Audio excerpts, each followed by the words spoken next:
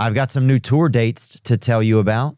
I'll be in Halifax, Nova Scotia on August 11th at the Great Outdoors Comedy Festival. Get your tickets early starting Wednesday, March 13th at 10 a.m. local time with pre-sale code RATKING.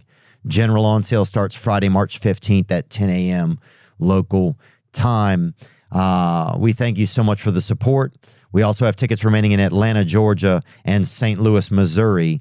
Those shows are in April. Get all your tickets through theovon.com/TOUR. Today's guest is that tennis bad boy. Love, baby. We'll see about it. He is a professional tennis man, and he's a commentator. He was a finalist at the 2022 Wimbledon. He has his own podcast called Good Trouble. Very excited to sit down with one of Australia's most unique personalities. Today's guest is Nick Kyrgios. Shine that light on me. I'll sit and tell you my stories. Shine on me, and I will find a song I will sing it. I'm on stage.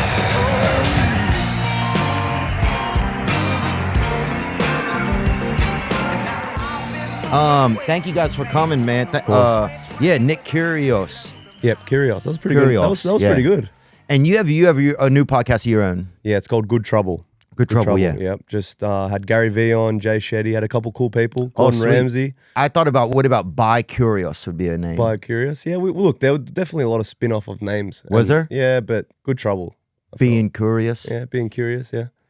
Yeah, I'm trying to think of a different one. Hey, Curious. I don't know. That's kind of Italian, but yeah. Dude, thanks for hanging out with me, man. And course, thank you guys for welcoming me into your country. It feels my biggest audiences are here. Really? Yeah. Yeah, I mean, all my mates, we like what you bring. Oh, thanks, man. Definitely. What's it been like for you recently? I know you kind of have had like a little bit of a break from playing tennis, right? Yeah, I've had 2 surgeries now in the last year. Had my left knee, had a right wrist surgery as well. So just trying to get back healthy, man. I had best year of my career. Finals of Wimbledon, I was loving life, and then a couple injuries. But it's good, man. I like being back in Australia because if I'm healthy, I'm traveling like 8 months a year away from family and friends. So just for tennis, it takes that much a commitment? Yeah, well, there's tournaments every week. You play every week in different places, different countries. So I'm pretty happy, like, not to be injured, but to spend some time with the families. Yeah. Is it dangerous? Like, I would be scared because comfort gets kind of dangerous, you know? Yep. Like, you're comfortable, or you have just even just getting to go to the things I miss when I'm away from home, it's even just getting to go to the gym with my mates. Yep. Like, little things like that. It's like, that would keep me from going and doing some dates sometimes, some shows. 'Cause it's like, I just want to have this Content. Yeah. Yeah, Does that kind of shit start to, like, worry your brain at all? Like... Yeah, well, that's what I was missing. Like, for 10 years, I was traveling week in, week out. I missed just waking up in my own bed, like spending time with my dogs or my friends, like going to the cafe.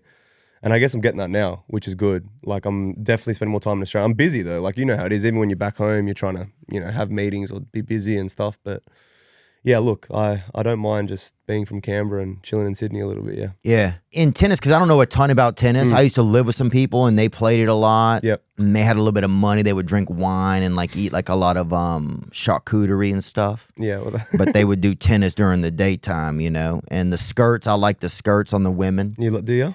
And but outside of that, I never knew a ton about it, Is it like, because you've gotten to be at a level in it that's really impressive, right? Appreciate it. When you get to certain levels, you get to see what the next shelf is like, or what that, you get a better look at certain things, right? Do you see that there's like a thing that makes some people get to an elite level? Like, is it extra training? Is it commitment? Is it just nature? Like, is it just that some people just have it? Like, I'm just curious about like what can you see once you get to your level that that separates the elites? And I'm not saying you're not an elite player. No. Do you understand what I'm saying? I was about to just, go where you're going is like, I'm probably really, like, I'm really good. I'm elite, but then what separates me from someone, say, like Novak Djokovic or, Rafa, like the greatest of all time. Like for me, I was partying a lot when I was playing. Like I would play, then go to the pub, and I don't regret it. Like I love the fact that like my agents or my team had to drag me out of places at like 4 a.m. Like I love that shit. Yeah. But at the same time, like that was what separated me, I guess, from them. Like they were so diligent, so consistent. Like now I'm a lot better, but obviously when I was a bit younger, but the consistency that they've shown over decades is why like they're having way more success than I had. Is some of it nature, do you think? Do some guys just have a different element, like a different gear that God gave them? Or do you think that it's like a commitment thing? Like, because I'm just curious, because tennis is such a solo sport. It's like golf. It's like, I mean, there's no team really. Yeah.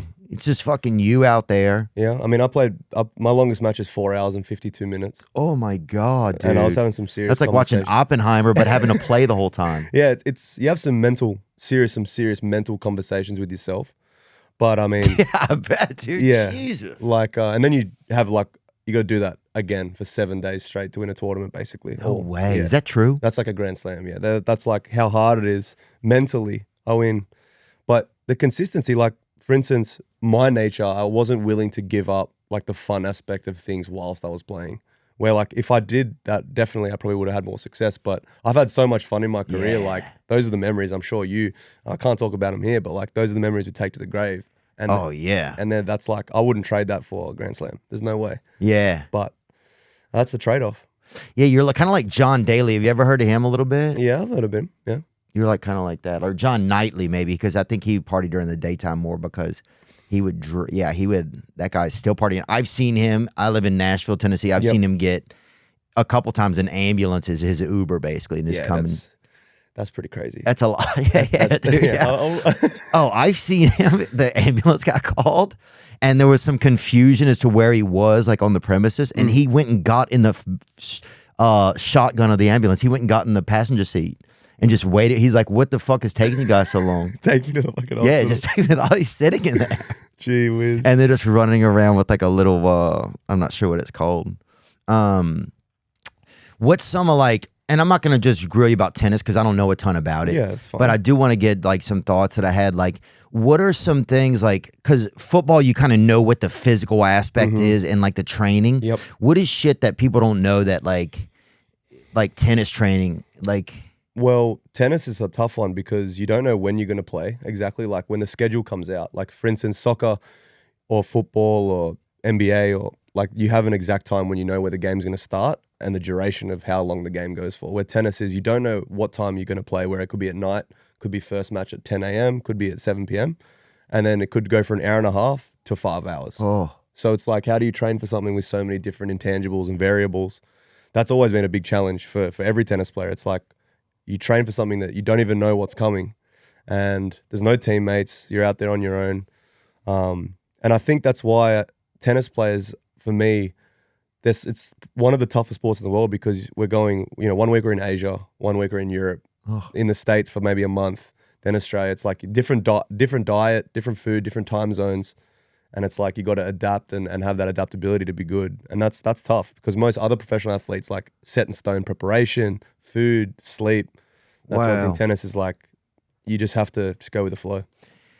Dude, I would really struggle with it, I think. Yeah, there's like no routine really. You have to try and find, it's hard. Oh my God. That's why I've lost my marbles, definitely. Yeah. Oh, I can't even imagine. Yeah, I mean, and from Australia as well, it's worse. We have like 2 tournaments a year here, so the rest of it's just traveling around, living out of a hotel. Oh, to live out of, because it's hard enough for me. Like, I know, I guess it sound like I'm complaining. It doesn't sound like we're complaining. No, it's definitely a nice lifestyle, like learning about cultures and meeting new people and traveling to the coolest. But it's not like, I think a lot of people think when I'm traveling, I'm like enjoying going sightseeing. Like I'm working, like, I'm playing, I'm training, I'm going to bed. Like, it's hard. It's not easy. Yeah, I mean, last night, like I get off stage and I know that I have to do this today, right? Yep. I know that I have to edit like a previous episode and look over it. It's hard. So I'm up for till probably at 2 I went to sleep and not complaining. It was cool, but it's not like, you get to get out. It's not a walk in the park. Right. Yeah. And there's some like dame that's hitting you up. She wants to hang out, but you're like, I know I have to do what I got to do you or it's going to be, multitasking or not? Yeah, I'm gonna save this freaking, I'm gonna save my nuts for Kyrgios. That's what I was thinking. Not in choice. a gay way, but I'm just gonna save my energy. I'll look after them better. Oh, yeah, thanks, bro. No worries. Yes. Dude, also, the food is totally different here. Like, the food is totally different. The eggs are different. Dude, if you get to a country and the eggs are different, that can throw me off for a fucking week. Wait, do you like the eggs here? Like the cafes are good here. Like, are you a breakfast guy or a dinner guy? I'm a breakfast guy. There's good cafes here. You like coffee? I like some of it. Sometimes it kind of I'll get a little bit weird on it, but I gotta monitor how much I drink. But so I'm doing green tea right now. There's a lot of caffeine in that too, though. Yeah, I make sure I get the low caffeine one. Right. But yeah, I feel you because some of that shit, yeah. Australian coffee is good though. Is it? Yeah, very good. Yeah. I'll give you a list of good cafes you should go to after. Yeah. Tomorrow. All right. You're leaving on Tuesday, right?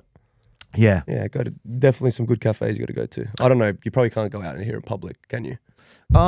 It's not bad. It's got this is like I never realized it really until this time that this is my biggest audience. It's like years ago when I came, my biggest show ever was here, like just of numbers of people coming. Yep. And then this time it's been like that, and I'm like, wow, this is really must feel good. It's crazy. But I just kind of forget that. Then I get here and I'm like, oh, wow, so many people say hello and it's nice. We are friendly people. Oh, dude. It's too friendly. People are they're so fucking friendly. You almost want them to fucking stab you or something. You're like, you can't handle it.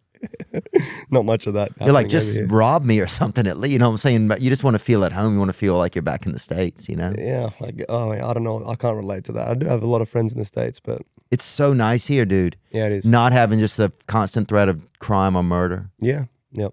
Big time. It's just so relaxing. Yeah, I was thinking about that, like, I wasn't thinking about anything really, I guess. But what else is going on, you think? I mean, I gotta do another podcast after this. Nuh-uh. Yeah. Do you really? Yeah. Your own? No, not my own. Just I'm jumping on a mate's one. Oh, wow. It can be a lot sometimes, huh? Yeah, I mean, trying to juggle around. I got to somehow find some time to train as well. Got to keep the missus entertained. Oh, you got a wife? Oh, no, she's not my wife, but she's my partner, yeah. Oh, yeah. Yeah. She needs attention. She does? Mm-hmm. Yeah. And what do you like to do with their lady? You guys go kayaking or what do you guys do? No, look, I'm Australian, but I'm not like a true blue Aussie in the sense like I do like crazy Australian stuff. Like I'll get dinner tonight with her. I'll try. I don't really want to drink any wine because then if I have one, I'll have two, then I'll probably go out. I don't want to do that because I don't want to feel like shit tomorrow morning. Yeah.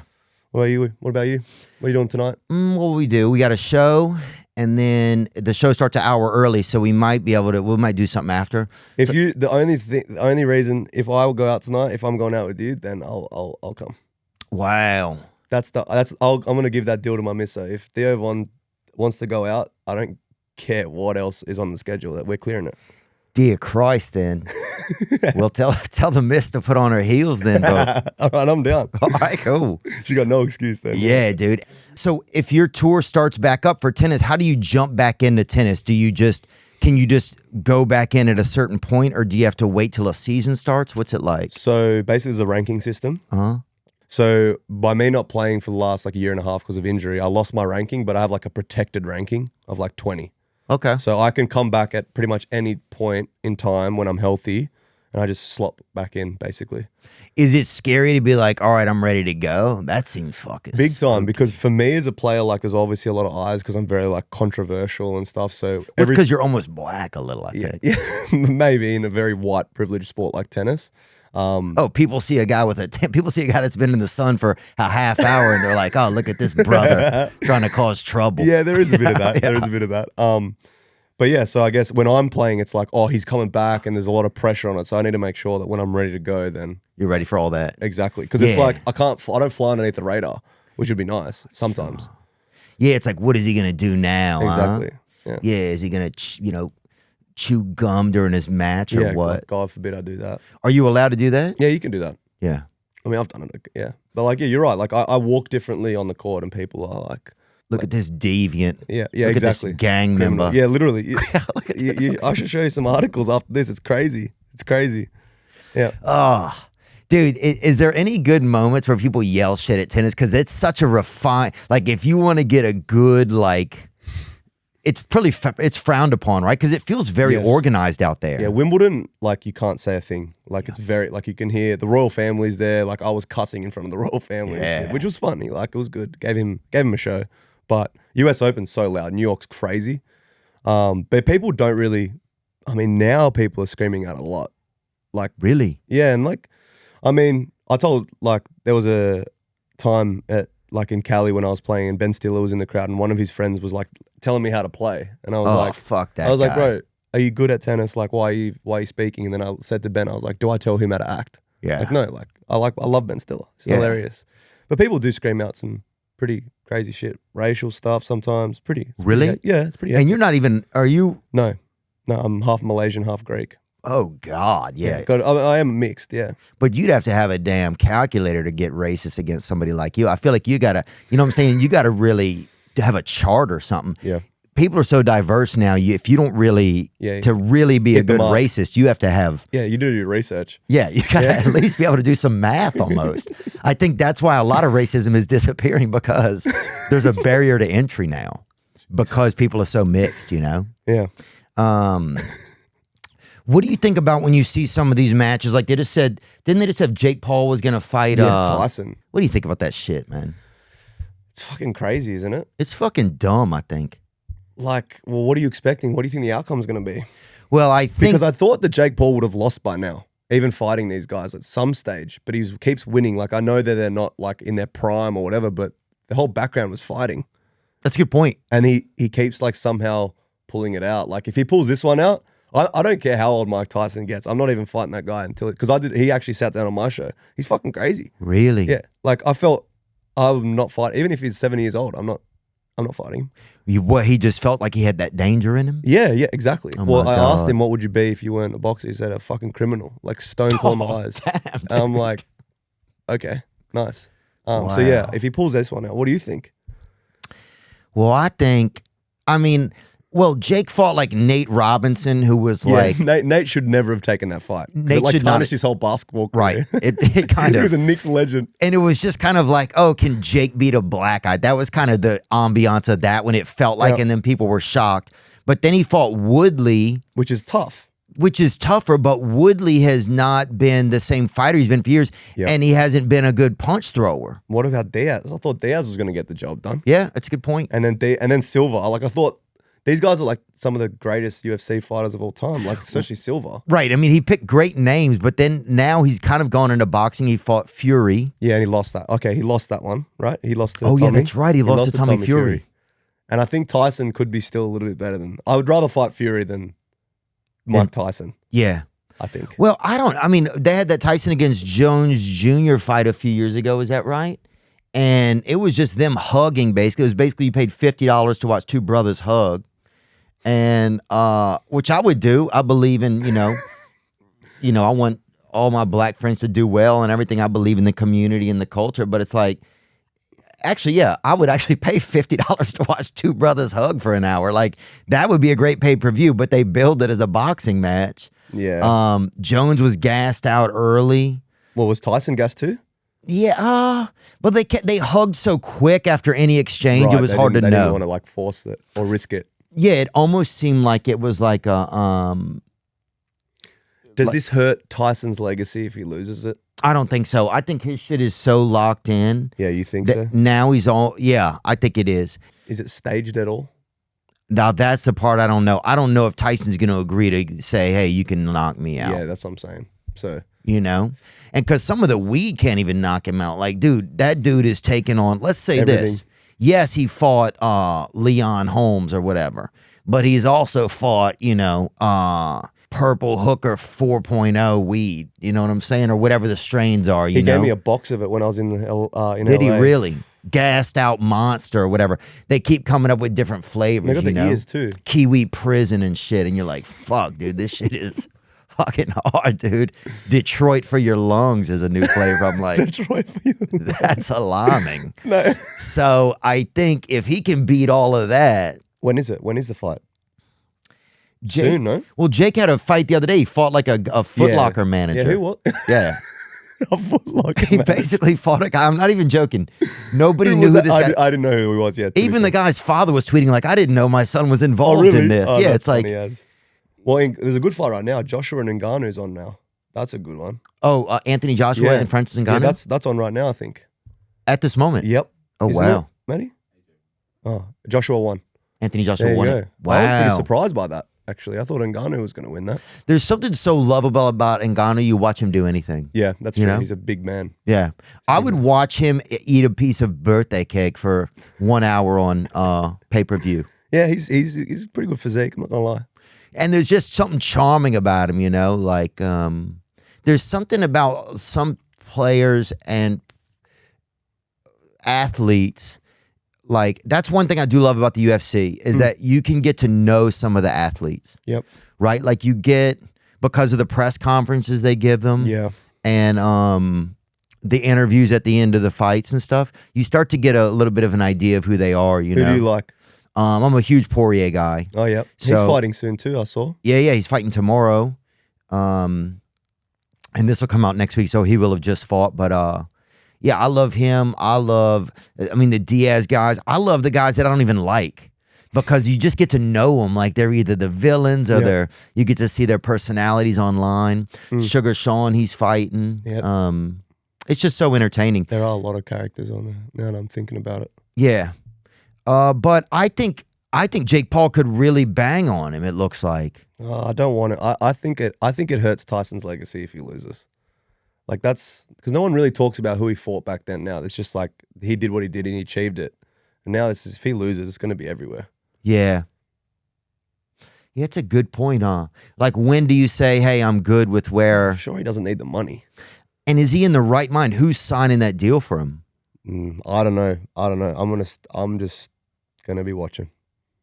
You know, he fought... Who else did he fight? He fought damn Lester Douglas. He fought fucking 50 Shades of Cannabis. He's fought everybody. He's fought everything. He's fought Delta 8, probably when it first came on the market. That guy fucking...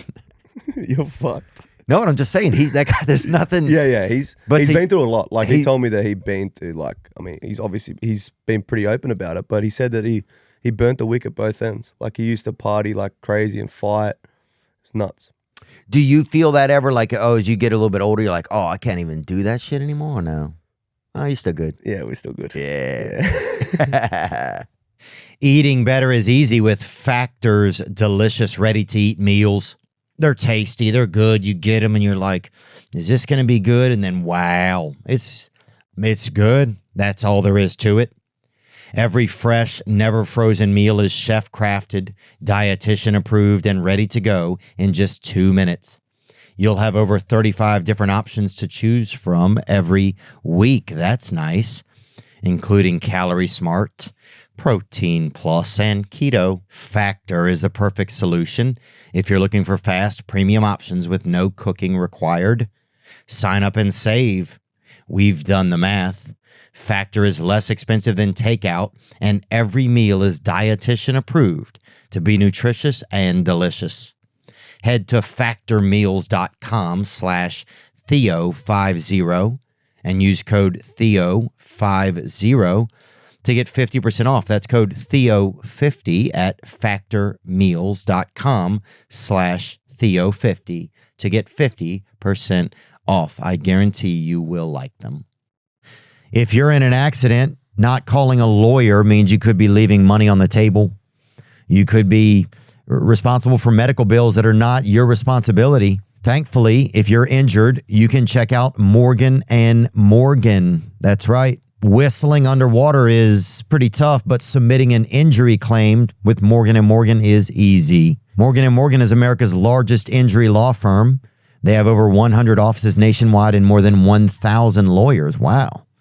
With over $20 billion recovered for over 500,000 clients, Morgan & Morgan has a proven track record of fighting to get you full and fair compensation. Submitting an injury claim with Morgan & Morgan is so easy. If you're ever injured, you can check out Morgan & Morgan.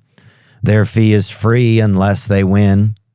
For more information, go to forthepeople.com/thispastweekend or dial #law #529 from your cell phone. That's forthepeople.com/thispastweekend or pound law, pound 529 from your cell. This is a paid advertisement. Oh, yeah. Dude, because I don't party anymore. So I had one time I relapsed. I was in, where was I in? Cleveland? What were you doing in Cleveland? I don't know. It ended up being drugs, though. I know that. It was supposed to be work. And it was, but I ended up doing work and drugs. And then, the next night I had a show in Indianapolis and Shit. Oh, it was horrible. I've been getting like IVs all day and I had to go on stage and just felt kind of rattled, you know? It was miserable. What do you do now to just stay on the straight and narrow? Nothing. I just got off of vaping, but I'll have some fucking, what will I do? I'll have some fucking Pepsi Max or I'll fucking slam a couple Coke Zeros and just, I don't know, squeeze my fucking penis sometimes. I don't try not to jerk off at night. Really? Yeah, because I think I have better dreams and like visions and stuff if I don't. So I'll just try to sometimes instead of masturbating, I'll just squeeze my wiener as hard as I can. Almost squeezing the devil back into my body. The fact that you say all of this, like that last two sentences with a completely straight face, I believe you. Thanks, man. Yeah, I genuinely believe you. I believe me too, man. I've just done it so many times. Because for me, man, if the devil comes out of my wiener, that's where I feel like. If I had to really, you know what I'm saying? If I start thinking about something, I will tie my fucking penis to my foot and kick somebody's fucking neck open. That's how I feel. You're fucking crazy, bro. But that's how I feel, man, sometimes. But I think that's drugs also built up in my system, you know? Possibly, yeah. Yeah, and I used to vape. I'm actually like maybe 11 days off of vaping right now. Yeah, get off the vape. It's fucking horrible. No, it's killing children. Yeah, no, I don't like vaping. Dude, you see they had that vape shop blew up. You see that, bitch? Finally, somebody's infiltrating these places. Here's right here. What did a vape like explode? Of explosion at vaping warehouse. Look at this in Michigan, of course. Any vape at any time can kind of fucking do that though. Look at them blasting off like fireworks. Like, is it good that the same things is getting inhaled into people's lungs? Yeah, shit that's in fireworks. Would you take a firework over to it? Look at this. This looks like Gaza. Sheesh. And look, there's some kids running up trying to get free vapes and shit. That's insane. They end up blowing just catching the freeway. Oh, yeah, dude. Oh, I'm sure there's some fucktard just 4 buildings down just with his head out there. Just, yeah. Oh, yeah, that's cranberry. I can't do vapes. I'm glad you're off that. Yeah, thanks, man.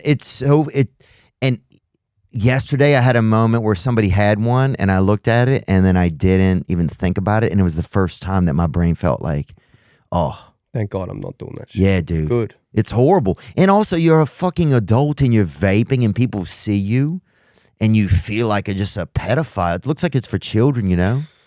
Yeah, I mean, so you don't drink anything anymore? No alcohol at all? Not right now because I'll buy drugs, that's why. Yeah, okay.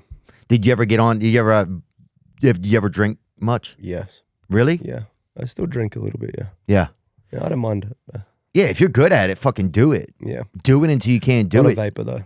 I'm glad I did. That solidifies it. I'm never going to ever touch a vape again. Well, yeah, you saw that. Imagine if somebody took a bottle rocket up to a 7th grader and just lit one end and said, hey, bub, smoke it. Yeah, you know what I'm saying? It's like tiny, like it seems to be safe. Fuck that. It's got the same chemicals as a fucking 4th of July in it. Yeah, it's pretty nuts. That's just damn alarming. But yeah, I'm sure there's probably people trying to get those vapes now, like explosion vapes. That's the thing. They'll just market as like a new thing. It'll be a new marketing tactic. Yeah. Like, come get these you know. That's social media, though. Yeah. Somehow turn something like that into a positive. Yeah. It's pretty alarming. What else do you see? You can't vape out on the court. Anybody ever smoke at halftime during y'all's games? We don't have halftime, but no, like, look, I mean, the closest thing to something pretty loose on a tennis court is if you see someone drinking like a Coca-Cola. Like, there was, back in the old days, I think people used to maybe like, there was like a guy who played he played the Williams sisters because like there was a big thing between like, can females and males like compete at the same level? And then some guy ranked like 200 went out there with like, I think you can actually find on the internet, he was smoking a cigarette and having a beer while he played the Williams sisters, and he beat them, but like that was probably the last time someone ever smoked a cigarette on court. Wow, it was 1 versus 2? No, he versed Serena, I think Venus first and then Serena after. So there is a difference in level between the masculine and feminine play usually. I mean, I believe so, yeah. I mean, Well, there's a genetic difference. There's a yeah. You know, There's two separate tours, yeah, big time. There's a scientific difference. There's also probably a difference in way your body can even move. I don't know what they are, but because I think women have a different coccyx or like I don't know what it's called, hips or whatever, you know? I don't know, man. Yeah, But yeah, we play like Grand Slams, we play best of 5, which can go for like 5 hours. And if you play against a woman, are people like There's mixed doubles. There's mixed doubles. Oh, there is. Like I played with Venus. You against did? like someone else, yeah. Wow. And mixed doubles is fun. I think mixed doubles should be played more because it's entertaining, right? Like it's more fun seeing both sexes on the court at the same time, in my opinion, for the fans. Like me, I never thought I'd play with Venus Williams. It's pretty cool. Yeah, wow. I went to Wimbledon one time. Did you? Yeah, I was doing a comedy tour over there in England, and we went to damn Wimbledon. I remember walking up and being like, I don't fit in here at all. I didn't know what we should do. I felt like you had to like at least be able to play an instrument or something to get in. You know, I just felt like you just tick it. That's it. Yeah, I was like, damn, I don't know the violin or whatever. You know what I'm saying? It just seemed very, you know. And I remember saluting people at the gate or whatever, and the guy's like, "The fuck are you doing?" Yeah, yeah. Now it's very proper. Yeah, that place hasn't changed in 100 years. Does y'all sport feel too proper ever? Or? For me, I mean, well, I grew up loving basketball. Like I love NBA, watch it religiously, and when I played tennis, I always felt like I was a bit of a misfit, right? I didn't fit in well. So then when I was walking to places like Wimbledon, I was like, this place it's crazy. Like it's so against what I like. I love watching basketball, entertainment, American sport for me in general is like where I fit in. I feel very at home in the States. Oh, wow.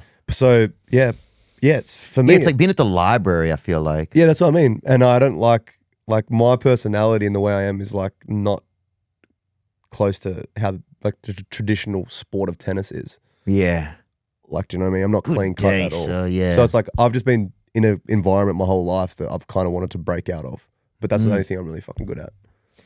But that's the only thing you're good at? Well, I'm good at other things, but that's where like we all have our... Right, you think you do. Exactly. Oh, yeah. I look at a musician. I went and watched a musician play the other night, and I'm like, God, we went and saw Fred again. Have you seen this guy, DJ? No. Yeah, he's Fred again. Yeah. And he was always Fred, I think, but he still is, right? Yep. And we saw him, and it was great. And yeah, I was like, God, that's so awesome. Why didn't I try to do that? Yeah. You know? And then you have the instruments and the lights, and it's a fucking party, you know? And you get that every night, though, would be tough, no? Don't you think? Yeah. To try and... You got to match everyone's energy all night. How'd you get into this? Has anyone ever asked you that? In a podcasting? Yeah, just like you. Like, how did it all happen for you? Well... Because I feel like there was a time where Theo didn't exist in my life, and then now it's all I see is you. Yeah. So what was the journey like? Oh, that's interesting, man. Well, I'd done comedy for a long time, right? People forget sometimes, I think. I don't know if they forget, they just don't know. They don't know when you go on stage, you've been going on stage for 18 years. Yeah. Even if they only known you about you for 4 years. Bro, comedy's a tough gig, by the way. You know? I think it's probably similar in some of the sense. I mean, you guys, I couldn't imagine having to do a 4-hour set, but at least you get to hit it to the other person and let them deal with it for a minute. Yeah, for a second, yeah. Yeah, just for a second. Yeah. My turn? Okay. Oh, yeah. That's true. You really don't get much of a break. Yeah. You're like, fuck. Yeah. But then when I think social media really got crazy, you know, like everything was going good with podcasting, that really helped. Because we felt caged up by like the entertainment industry. Yep. You know, it's the same people making the same choices. It's a very secular group, you know, over there. And it's like, and if they don't kind of pick you to be a person or something they see, or they don't like some of your vision, then they don't push you forward. But if you tell me that, I'm going to fucking find a way forward. Yep. That's the only thing I've ever known is I never want to do shit your way anyway. Yep. So I don't even know what the fuck I was doing here pretending I was. That's the saddest part sometimes for me. But you know, I don't say that like, I don't know. I say that I think some of that's in hindsight. At the time, yeah, you want to go with, you want to try the path that's there. I was going on podcasts, and then I walked out of Joe Rogan's podcast one day, and I was like, I just want to just have my own thing. Yep. I just want to have my own thing. And thank God that, you know, there was people like Mark Maron and Rogan. There was a Fighter and the Kid, which was an early podcast with Brennan Schaub and Brian Callen. Like, there was just these things. Pete Holmes. There was a lot of and it was like a thing. And I just started it in my kitchen, and then Cool. then social media, like other people made clips. And that like got things like to a different place. Like when people started taking stuff and making and it. then just putting it out there, yeah. Yeah, because then you're spreading. Yeah, you're spreading it, but you're not doing the spreading. Yeah. So, but it's kind of alarming too, because then you can't control the spread. That's true. That's what I was going to ask you, because I feel like today's day and age with what you say and stuff, but I feel like you don't filter anything, but you're still saying what you want to say. Like a lot of people don't. I know that I can't say things. Like sitting with you right now, I know that I could be as honest as anything, but if I said something slightly controversial, it would affect my career drastically. If you text it, I'll yell it out. See, that's what I'm saying. That's what I'm kind of jealous in that way, because like, oh yeah, I'm from Australia, right? And I'm already against the 8 ball. Like the media is always against me to create this reputation that like I'm a bad guy, whatever. Yeah, it's like, and what'd you even do? You just wore high socks, dude, and fucking threw a tennis racket or some shit. Yeah, but it's like, I kind of envy the fact that you can be so honest. Oh, I see. Well, I think if you're already kind of leaning into some of this world with your own voice, because that's really what you're doing, I think, with podcasting. I think some people, we don't even realize it maybe, is that you're just trying to have your own voice, right? That's a part of it in our psyche, I think. And I don't say that from like a preachy point. I say it, I think, from a realization point, even for me just now. It's like, oh, I just want to have my own voice. So I think if you want to have that, then it'll probably be something that you have down the line. Yep. You know, if you're having seeds of it come into your own existence now. Yeah, I feel like people are embracing it a little bit more. But still, I would like to be a bit more honest. Yeah. With some things. One day you'll get to, man. I hope so. Yeah, because I guess it does feel caged up. Well, I think if you work within a network, you know, we had this guy Trevor Bauer on recently, and he's a pitcher, and he got maligned in the States for some sexual allegations, right? And then he played in Japan, and it came to be there was never any prosecution or anything. And one of the people pressing charges, or the main person pressing charges, there wasn't any validity there. It was dishonest. But he never really has gotten back on his feet for but the damage pitching. is probably done because of right, the media, the damage was done. But also, I think he had been somebody who kind of wanted to have their own voice in his sport. Like he had started, he has a YouTube platform, and he would comment about things he didn't love about the sport as well. So I think that kind of, once you're within a bigger group, you kind of have to work with the rules of the group, you know? So who does your stuff? So you do like your show, this podcast, and then you go to your show tonight. Like, who do you answer to, or do you just run on your own schedule? Yeah, we just run on our own schedule. Split. But yeah, but I don't play professional sport. If I also was playing within true.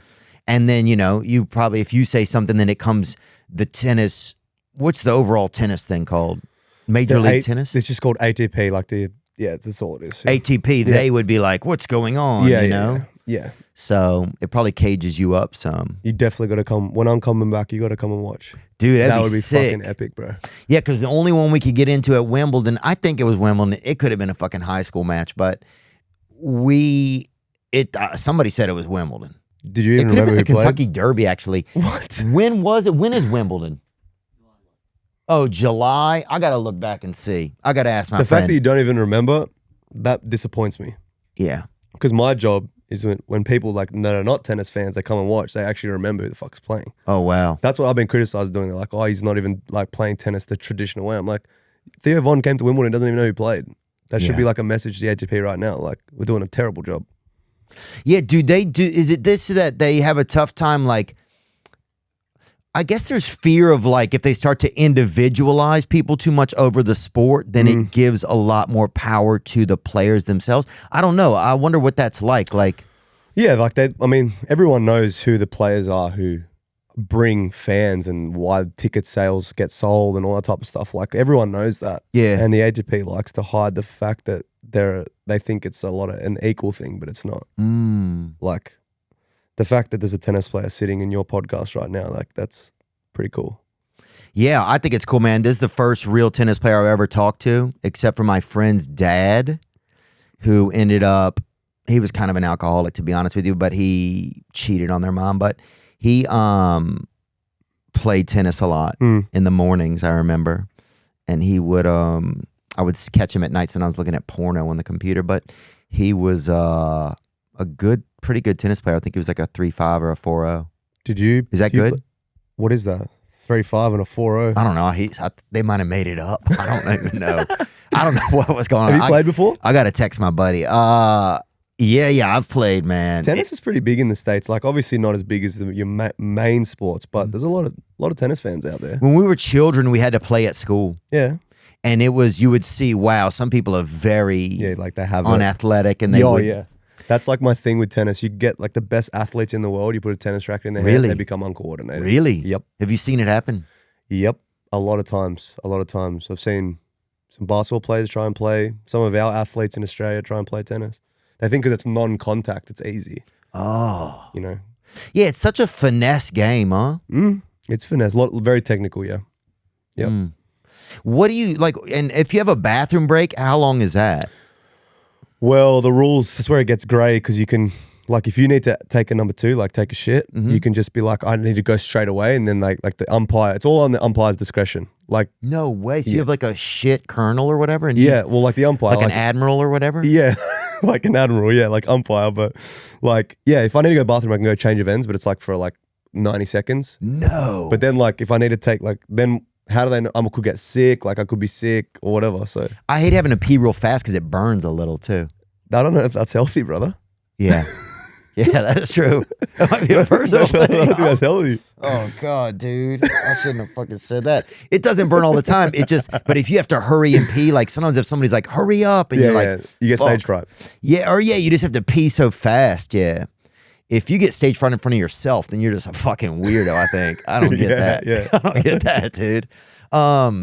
But yeah, so you have to, how do you give a guy a little bit of a signal that you have to go to the loo, or what do you do? You have to ask him. You're just like, oh, I need to go to the bathroom. And Your Honor, can I shit? Yeah, basically like that. You can't just like get subbed off and go to the bathroom. Yeah, you have to be like, can I go to the bathroom and eat whatever? Oh my God. So it's very much like the old days in the kingdom and stuff. Like the game in my, it's a bit old school. Like it's not going to be, if you look where sport's going now and how entertaining it is, like especially with all these misfit boxing matches, like all this type of stuff, like tennis, it's got some work to do.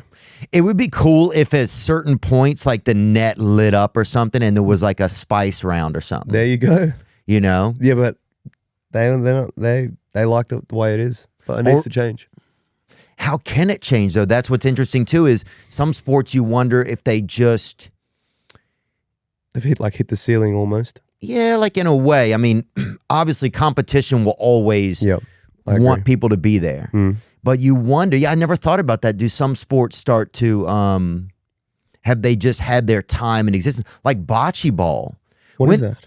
Yeah, what is it? Great question. I don't know, but I know at one point it was one of the top 11 sports in the whole world. When was bocce ball big, brother? You pull that up? Like tennis, I guess. It's just because I think they're afraid to lose the lifelong fans that they've had. You know what I mean? Yes, like, and you do need those because... You do, but then you also, how does a sport survive? You have to, like I wasn't a big UFC guy at all. And now I like watching it. Yeah. You know what I mean? Like if they just stayed true to their fighting fans, like I think they've done an amazing job marketing and press conferences. Tennis has none of that. Like tennis, we don't even have, like if we had a press conference before the match, that would be good. But now we only have post. You know what I mean? Yeah. It could use something. Yeah, how do you spice it up? But it's it definitely is challenging because it's like with any brand. It's like, how do you cater to, like we have some young audience members. I'll be like around, kids. Yeah. And they're like, what the fuck? Homie, they'll say that in front of their parents, and their parents are like, you can't say what the fuck. Yeah. I'm like, I can say it to him. And I'm I know, but I think if I don't know this kid. If you strip it back, like you're teaching people to just be yourself and be comfortable in your own skin. And, you know, I think at the end of the day, it's just a swear word. Who fucking cares? Yeah. I think the alarming part is when they say it in front of the parent and then they're like, yeah, this guy says it. And I'm like, and then, because then there's this moment like me and the kid know each other and it's like, and the parents looking at me like, how do you know my child? Yeah. Like, I don't know this fucking kid. And then I'll say it again just so the parent knows that I do use the word. But yeah, it's like, and then but yeah, there's. With everything on the internet though, I don't think watching you swear is that bad compared to some of the shit that's on there now. Yeah, that's a good point. Like, it's very less of the two evils, that's for sure. Yeah. What did it say? When was bocce ball one of the biggest? How do you play? Is it like lawn bowls? Yes, it's lawn bowls. Oh, and that's still pretty. That's still pretty. It's not small now. No, I agree. And It's actually I think, hard, by the way. I played recently. Really? Yeah, it's a lot harder than I thought it was going to be. When we go to the beach, someone brings it usually. The sport is very popular on the eastern side of the Adriatic, especially in Croatia, Serbia, Montenegro, Bosnia, Montenegro, I'll say that, Slovenia. Yeah, because people are always going to want to compete. But yeah, I wonder what you could do to tennis to make it spice up. I think if you can't put like cheerleaders, that's too much. Is it? What about this? If they had a chick in a box on the sideline and every now and then she just smiled at a play, that would be kind of hot. Wait, what did you say? Say a chick in a box? Yeah, if you had like a dame or what, I don't know what you guys call them over here, but a female Yes. of chest with breasts, or of chest, I don't know how you say it, but if you had a female of chest and she was in like a little bit of a cage, maybe, I don't want to say it. And then like what? And a good shot happened. A good shot happened every now and then. She would just smile, a wink, you know, just something casual and subtle, so it's respectful, but still just gets a bit more Off chest. Yeah, just gets a bit more of like look at Olivia, she enjoyed You it. definitely function on a different spectrum, man. I love it. But you know what I'm saying? Oh, look, Chloe enjoyed that. Like if this is one extra little thing to give it some. Well, if it would get you more interested, then it'd help. Yeah, if you got to let's see if Chloe was interested, if she just kept reading her book, you know, Yeah, but in the little box, in the cage or whatever. Not people know what I'm talking about. What else is going on? bocce ball. Yeah, bocce ball. 10 facts about bocce ball, the world's third most popular sport. You're lying. No, because you got to think about all of the elderly. Like, it's low impact. They play with their friends. Bocce ball is the third most popular sport in the world after soccer and golf. Wow. Oh, there's a lot of like senior beef. Yeah, definitely. A lot of people playing for heart pills out there. Imagine that, bro. You put your script on the line against Mr. Gordon. That's Yeah, so that'd be good, crazy, bro. Heart pills. Wow, George Washington built a bocce court at Mount Vernon in the 1780s. So that must have been big then, man. If the president built a bocce court, Must have been the thing. yeah, it must have been the thing, man. Notable bocce players have included the Roman emperor. So back then, the ancient Greek physician Hippocrates. Go the other way, bruv. And Galileo. Damn, baby. They had that fucking space baby playing. That's insane. 25 million people in the U.S. alone play bocce. Bro, I think this was written by somebody that plays bocce. I've only seen it with some senior citizens, you know, and there's a lot of like, regulation bocce courts are 91 feet long by 13 feet long, and variations are acceptable if foul lines, mid-court lines, and inbound markers are designated. Do you what do you guys think of with paddle ball coming on? Is that a fucking like alarm? Does that feel alarming to you guys with paddle ball coming on, or it's just whatever? Well, pickleball's huge too. Pickleball, that's what I going mean. Crazy.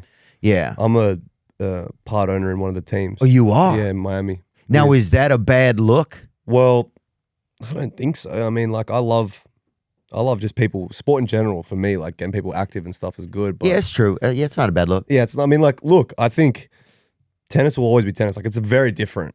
Like, tennis is way harder. But there's been a couple people that like one of my best friends played professional tennis, and now he plays professional pickleball. Really? Yeah, and it's like it's good. Like Mahomes is like he's the same team owner as me as well in Miami, so it's cool. Like a lot of big guys are getting involved in it. It's pretty good. Huh. Yeah. And now, what do you, as a part owner, do you have responsibilities in the team, or what do you? Well, we have team meetings every now and then. Like I don't do much for them apart from, be a part of their, like, I guess, marketing and all that type of stuff. But we do have team meetings, and one time I wasn't really happy with my team. And I told them to get a new team so we could start winning. Yeah. But, yeah, it's fun. It's fun. Like,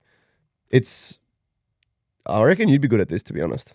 I played it 2 times. Oh, you have played it? Yeah, but one time we didn't bring any sunscreen. So you got burnt? I don't know what happened to me, but I left part of me out there on the field, baby. It's fun. It's growing too. It's huge in the States. It's growing, and it's also, there's a big gay contingency in the States that's playing as well. Can you look that up? Gay pickleball? It's huge in the States.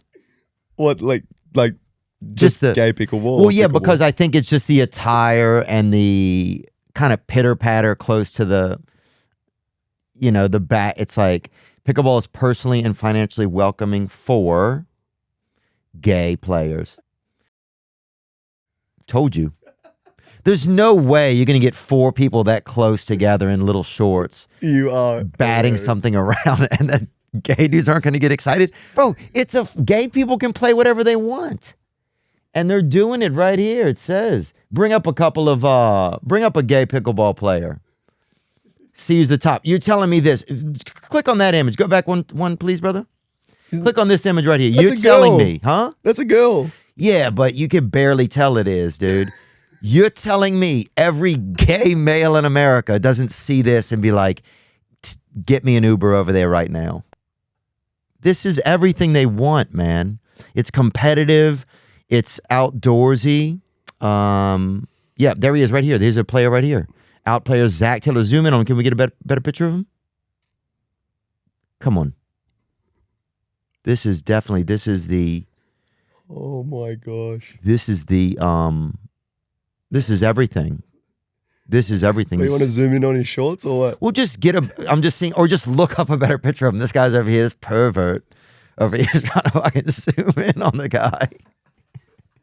Sorry, I know I told you to, but still, just because somebody tells you to be a pervert doesn't mean you should, But no, I'm joking, man. You're a great guy, and I think but yeah, look, so I just want to see, because I'm sure there's gay pickleball phenoms, because it's a perfect sport. Just curious. When I started podcasting, people sometimes wanted to buy a shirt or something. People would say, hey, do you have a shirt or something I could buy? And I didn't know I didn't know what they were. I was like, go to damn Kmart or something. But eventually I understood they wanted a shop online where they could get items that supported the show. And so when I started, an online store was the furthest thing from my mind. But now we have one, and we cater to things that people want. And it's so easy, all because I use Shopify. Shopify is the global commerce platform that helps you sell at every stage of your business. Shopify is there to help you grow. They can help you grow up or grow down. However you need to find your place, they can help. Whether you're selling scented soap or offering outdoor outfits or just camouflage prom gowns or whatever, Shopify helps you sell everywhere. Sign up for a $1 per month trial period at shopify.com/Theo, all lowercase. Go to shopify.com/THEO now to grow your business, no matter what stage you're in. Shopify.com/THEO.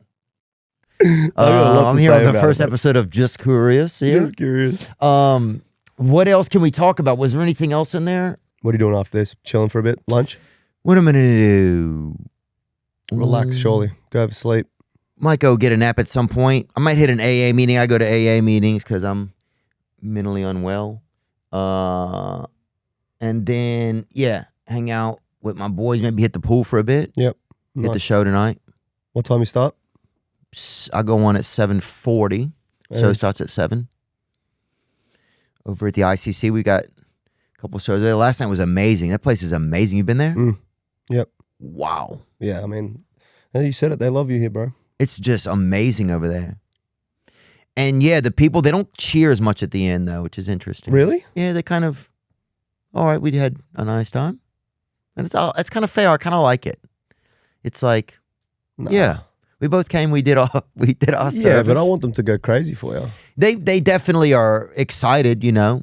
Some lady last night left me a love note on the stage. Can you read it? Let me see if I have it on me. Oh my God. Fuck, I don't have it.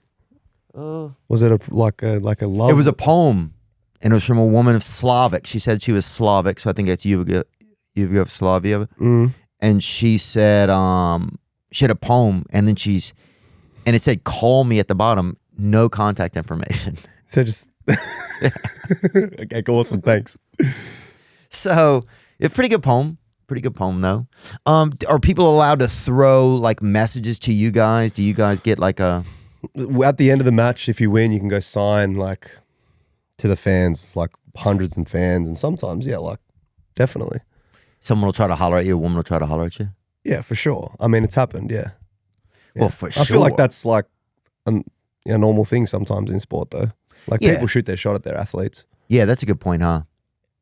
And has anybody ever tried to like write their number on a ball or something and just thrown it out on the court or anything like that? Oh, not like, because it's hard to do it on the ball, but yeah, like that, like love notes, pieces of paper, all that type of stuff. Yeah. Yeah. People get pretty creative these days. Yeah. I mean, with social media though, it's pretty easy. Yeah. it's pretty easy.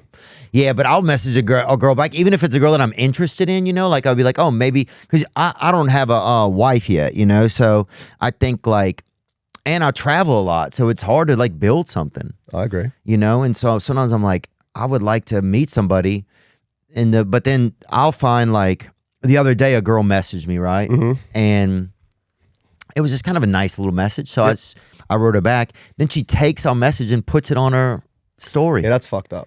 And so then I'm like, But well, that's now, your life, bro. Like that's just and that shit happens all the time. I'm not now. complaining about, but it just like was like, No, but fuck. Now it's like but then now you feel like such a fucking. I didn't say anything messed up. yeah, you were just being nice, and just But you feel like a creep, and now and then it makes you like, oh, I'm never messaging anybody yeah, again. now you get walls up. No, Yeah. I know that. I mean, I've had plenty of times where shit like that's happened, and it's like I feel like, yeah, it's fucked, man. I feel sorry for you in that standpoint. It would be like 10 times worse for you.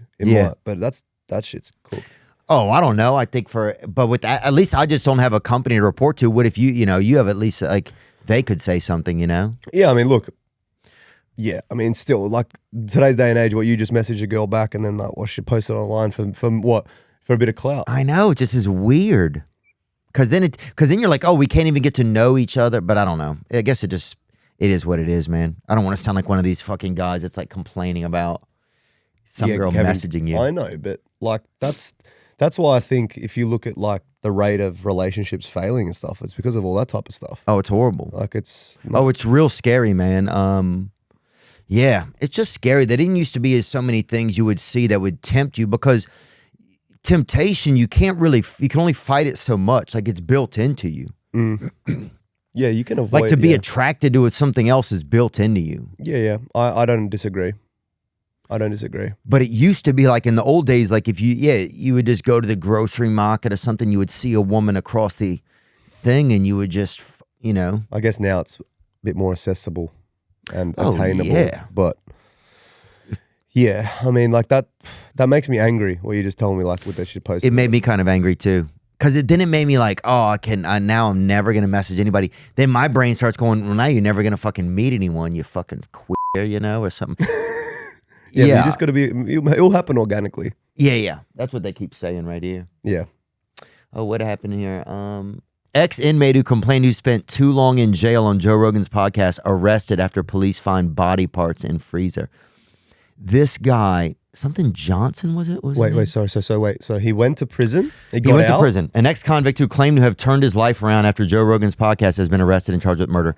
Sheldon Johnson, 48, had been on the Joe Rogan Experience and discussed his justice reform advocacy in an episode that aired just last month.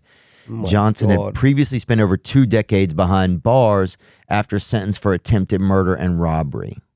So he spent 2 decades. And then he got out, and then he went on the podcast, and they just found this recently. Yes. And Are you then fucking joking? he just now killed somebody. And then just stuck it in the freezer. And I think, yeah, at least he put him in the freezer. Okay, I knew something like that. Well, was I'm just, coming, bro. what do you do? Like, Dude, what are you talking about? I'm just saying this. That is not at least. Why is at least at the front of that, bro? Yeah, I guess It's you're right. like, what do you mean at least? That Well, there's means- some level of decency. I feel like if you just kill someone and leave them out to spoil or whatever, that's fucking horrible. You don't think so? I just think that person just needs to get put away again. Well, yes, I think we can both agree with Like, that, Nicholas. that's But not normal. I'm just saying that I believe. But what happens if he put it in the freezer because he wanted to do something to it afterwards? Like, that's like sick in the head. Well, that's very sick, yes. But I think if it's just a level of like, oh gosh, at least let me do my best by them now. I guess you're right. I mean, yeah. But did he put the whole body in? What did he do? Let's see what he did at least before we make a judgment. This is on. You should search up. So some guy, you know, hey, this is on you kind of saying like Australia's being a safe place and whatever. So about 6 months ago, someone came to my house with a gun. You search it up on the internet if you want. A gun? Yeah, and he robbed my like he had my mum at gunpoint, stole my car. No I way. had a Tesla. It was a green Tesla. Anyway, he stole it, and the article came out yesterday. So he pled guilty yesterday. So if you see there, it's right there. And then they found out yesterday that he killed someone 20 years ago. No. Yeah, fucking crazy. So Yeah. that was my car. I don't have it anymore. Like he came to my house, stole it with a gun, and then he pled guilty. But then like later in the article, it says like that he killed someone 20 years ago. A 33-year-old Canberra man has pleaded guilty in the act of Supreme Court to robbery with an offensive weapon over the theft of tennis player Nick Kyrgios' Tesla in May last year. The man pointed the gun at Miss Kyrgios' mother. Yeah, it was a pretty demanded scary the day, keys. man. Oh my God, and you weren't there. I was in the house. Yeah, I was in bed. It was Monday morning, 7:45. I ran to the door. My mum was screaming, and then she was just like saying, "He's got a gun. He's got a gun." I was just like, "Let's call the police." Like, I saw him outside, and I was like, "Holy shit!" And your mother came inside then. yeah, so she told her to come out and start the car. She's like, "I don't know how to do it," and then she just ran back in, locked the door. Oh, It's fucking heavy, man. Yeah, my girlfriend was there too. dude, that must have been so scary. 'Cause Yeah, it's bro. your freaking mother. Yeah, bro, it was crazy. And then they only found out yesterday that there was the same guy that The he man- ran over someone like 20 years ago. The 33-year-old was denied bail over the incident and has been in custody since. At one point, the man's lawyer tried to have the case thrown out, saying the police had taken too long Yeah. to hand over their brief of evidence. But on Friday, he pleaded guilty to robbery with an offensive weapon. Yeah, it's pretty crazy. And Anyway, is- that was just on the kind of, there you go. See, look here. Wow, the man responsible for the theft is the same man who hit and killed 21-year-old Canberra woman Clea Rose in 2005. Miss Rose died 3 weeks after the hit and run. Yeah. The man who was 14 at the time, pleaded guilty to culpable driving causing death and was sentenced to 18 months in a youth detention center. Wow, so he is not, Changed. well, he has a lot of issues with automobiles, huh? Yeah. As well. I mean, that's crazy. Yeah, I wonder what makes him want to do that. Yeah, it was just crazy. Like, just on the whole like thing that just came out yesterday. It's crazy. That day was, So yesterday you just found all that out. well, we knew That that he the also trial did the was murder. Yeah, that came out yesterday. Like, we knew that he was going to, court and stuff, but How did they convict him of that? How did they know? I don't know. I guess they just after more. That's what I said. I was like, how did it take like almost 7 months to find out that it's the same guy? But it was like, anyway, that was a scary morning. Then it was just on the topic that Australia's are nice. That's Yeah. what I mean, man. The stuff's coming. It's everywhere now. Is it really getting worse, you think? In here in Australia, yeah, big time. Like, I'm from Canberra. It's not like a great neighborhood, but it's not like to someone to come on Monday morning at 7:45 to your doorstep Yeah. and then just point a gun at your mum's. Oh, it sounds very American. Sadly, Yeah, it was. I say that sadly, man. It's Yeah. it's so sad. There's a part of me that does not want to go back and feel at risk all the time. Feel like Yeah. you always have to protect yourself. Yeah, I definitely feel like. I mean, that was my parents have lived there for like 40 years, so it's a bit scary for me. And there was some guy actually came robbed out another car the other day as well. It's getting crazy, scary. And guns, but how'd that guy even get a gun? You can get people can get guns. Really? Yeah, man. I like that. Yeah. Because you always think of like they wouldn't have it. Yeah, because you always hear that there's no guns. Like, Yeah. because you always think about Grand Theft Australia or whatever, and people are just trying to convince each other to like get out of the car or whatever. That's what I mean. Like there was a time where someone having a gun in Australia was like, but now it's like, dude, that it happened like 6 months ago. It's wild, scary. I know, and I just wish that people use swords and shit still. That'd be pretty hectic. So much more fair though. Yeah, I mean, look, it's a bit more fair. Yeah, yeah. You have a sword on you? No, I don't have a sword on me, bro. I'm not a fighter, man. Look, I ain't looking. I'll tell you that. Do you think because you're really locked in, you guys have a backhand, right? Like Backhand, forehand, yeah. And so, do you think when you look at this slap Dude, fight, what the? You think this is something you could get into? Dude, this shit's crazy. This is entertaining, man. I don't mind this. Oh my God, tattoo's not gonna save you at that. Yeah, that guy thought, and that's blackface also too. Can we just say that? Like, no, that guy's nothing. That's flirting. You just know, bro. Oh, that's Betsy. Oh, damn. No, this sport's crazy. Like this sport is like, wow. This sport's nuts. Like, whoa, that guy started in the past. So much momentum. Ooh. Oh, this guy's shaking. Ooh.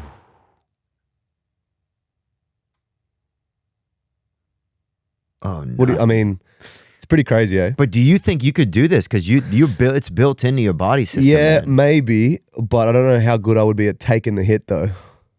Like a tennis player, we kind of like hit and maneuver, like very calculated for our next move. Where here it's like, you want to throw one, you have to stay put. No, I'm not doing that, bro. Sorry. And also you're tall, so if people feel like we're aiming up, it would just be they would really be able to. I don't know. I don't know the angles and how it affects what's best. There's different, yeah. You got to go sometime, and if you're in the States, dude, I'll take you if there's one. Yeah, I'll go watch. I like Wolverine. I like that guy. Yeah, bring him up. He's dope. Wolverine and Toppin, I think his name is Tuppin. He's awesome to watch.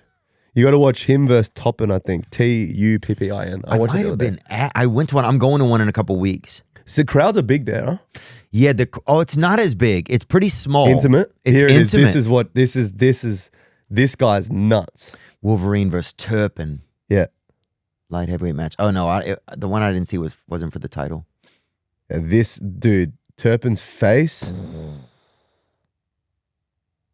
Yeah, these guys are nuts. Ooh. He knocked that guy's a cap a cig. I think he knocked him out. Sometimes I think a slap like that would hurt more than a punch. Oh, you're right. Honestly, sometimes I do think that. Like this guy just watch this, ready, bang bang. Oh, here we go. Ooh. Dude, he's singing the national anthem. He's definitely fired up right there. Bro, and that guy might not even have a chin. He's definitely hiding whatever.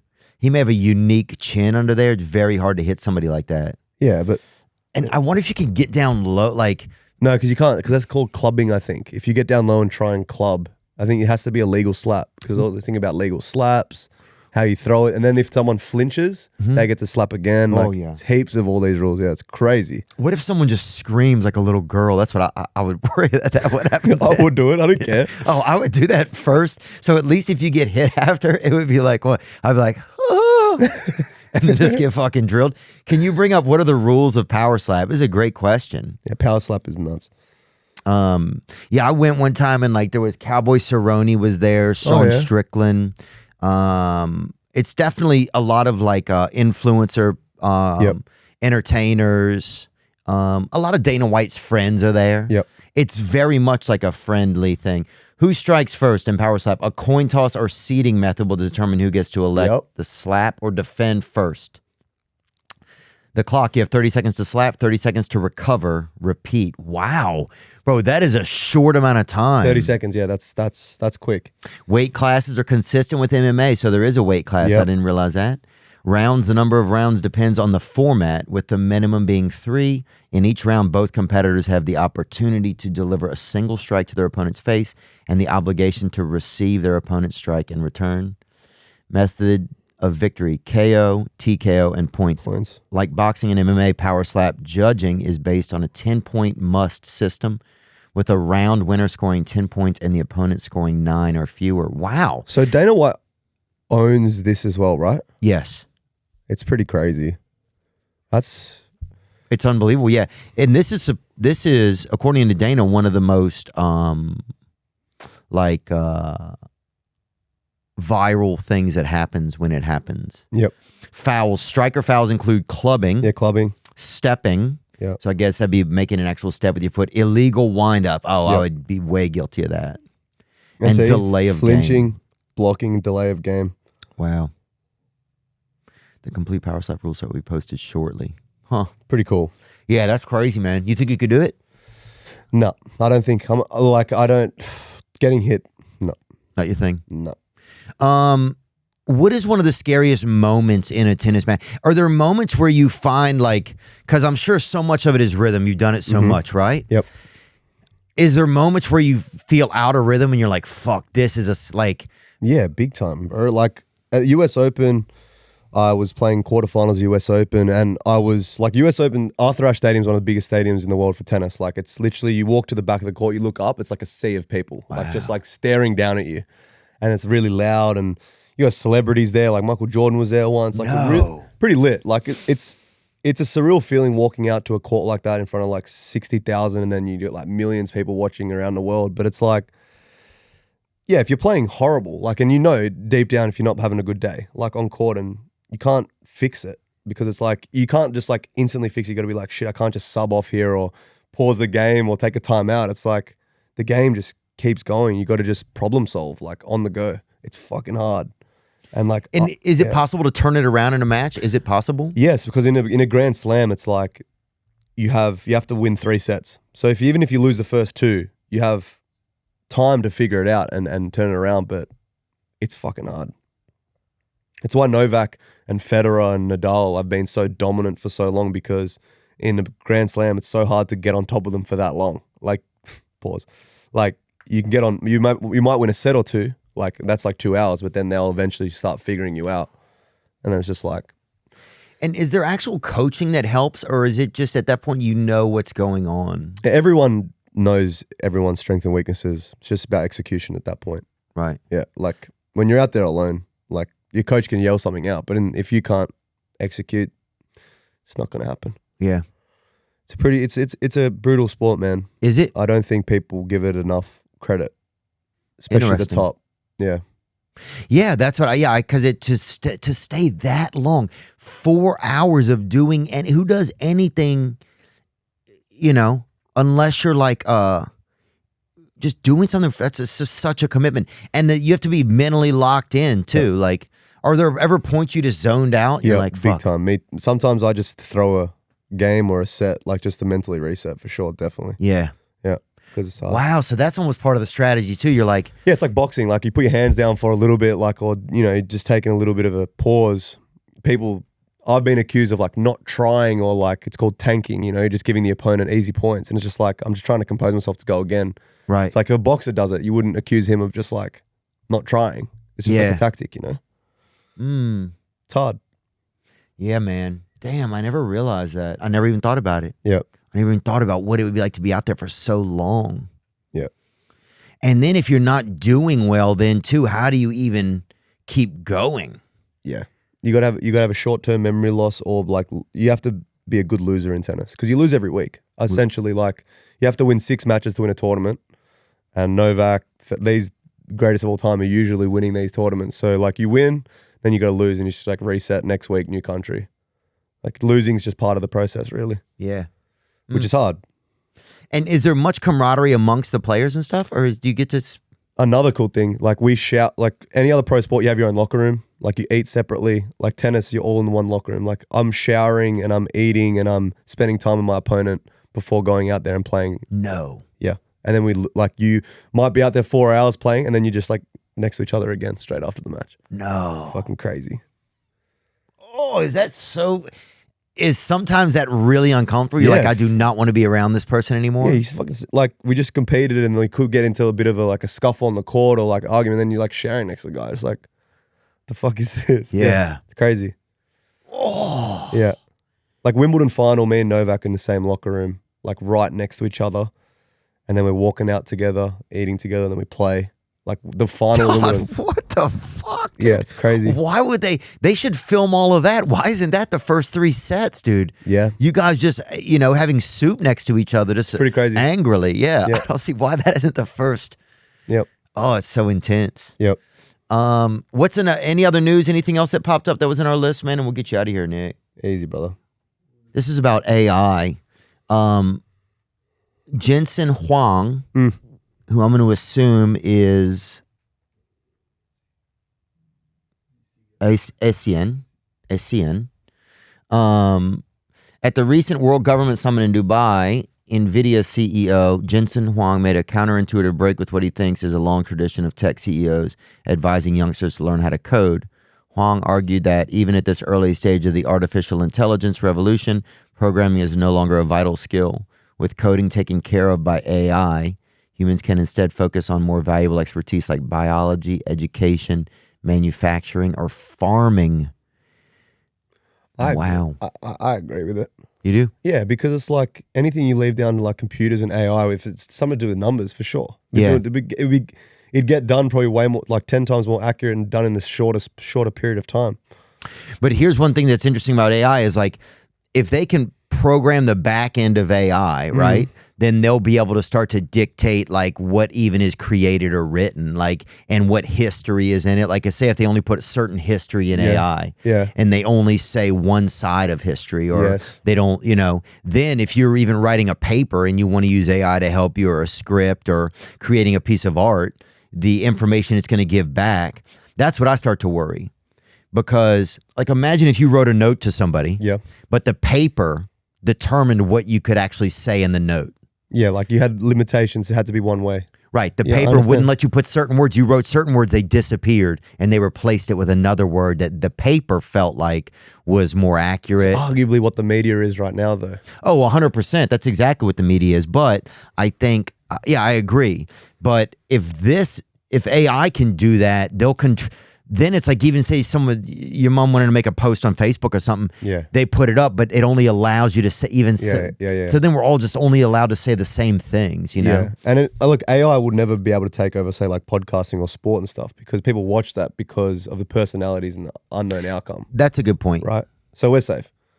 Yeah, you would think. Yeah, we're safe. I think we're safe. You would think. Yeah, one of my friends was saying the other day that he thinks like, at a certain point, they won't even need actors for movies anymore, because it will just be the likeness of people. So people will just give their likeness. Yeah, that's pretty crazy. It is crazy. That's what gets me scared. Because what if one day you just get to sit at home, and then it's just like and see how you do at the U.S. Open? Yeah, that would be crazy. Like they extract yourself from you, but you just kind of just what? Yeah, that. Yeah. Honestly, I wouldn't mind a fucking day off. Yeah. Bro, I feel you, bro. Like I actually wouldn't mind that, having that option. Yeah. Yeah, like, you know what? I'm going to put my AI in today and see how he does. And I'm okay if it comes back and it's a loss. I don't give a shit. That would be good. Bro, that would be so good. Yeah. I'll do it. Autopilot. Dude, it'd be so nice. Yeah. But then it sucks, though, for like a farmer who's like, I'm going to send my AI to work. And then it's just, nothing gets watered. Just no corn. Nick, man, thanks so much for hanging out, bro. Appreciate it, man. It was good. I appreciate it, dude. Yeah, I would love to. Yeah, I got to come see a match, man. 100%. Definitely. It's definitely. I wish I could come to your show tonight. Yeah, I got a double date with my girlfriend. Which I'm really looking forward to. I just want, Oh yeah, Mrs. I just would love to come. Oh, that's all right, man. That'd be good. We'll get you to another one sometime, man. Oh, yeah. But definitely. yeah, thanks for just thanks, man. It's cool. It makes me care a little bit more about tennis now. It's interesting. You meet somebody and you're like, oh, I want to learn more about tennis. Yeah. It's funny sometimes, like the power of an actual person to introduce somebody to something new. Definitely. Definitely. It's really real. Yeah. Your podcast as well? Yeah, Good Trouble. Season 1, 4 episodes have come out. Nice. Yeah, it's good, man. I mean, I do it because I'm actually I'm passionate about learning about like others' journey. And it's been pretty good, man. Like speaking to, and these are the people that I look up to. And like with me, I got massive imposter syndrome. Like I see you all over social media now. I'm like sitting next to you having a conversation. That shit blows my mind. But like, yeah, like talking to like Gordon Ramsay about his like culinary journey. Oh yeah. Fucking crazy. Like he was saying some pretty cool stuff, and it's cool. Yeah, imposter syndrome is so real, isn't it? Yeah, it's nuts. People like, you got like other people saying like, oh, a sign of an insecure person is imposter syndrome. So usually the people that haven't really been there or doing anything. Yeah. You know, like it's surreal that like I'm from Canberra and I'm sitting next to Theo Von. It's crazy Well, stuff. it's crazy for me that I'm sitting next to somebody who's been at Wimbledon, you know? Did you see Stonehenge when you went over there? Nah, bro. I was there. I made the final. I had nothing else to do for 40. I was there for like 20 days, bro. Just like playing, eating, sleeping, physiotherapy, massage, sleep. Wow. That's it. Like I had maybe went out for dinner a little bit, but my dad was there. I was very like lucky he was cooking, but no time to do anything else.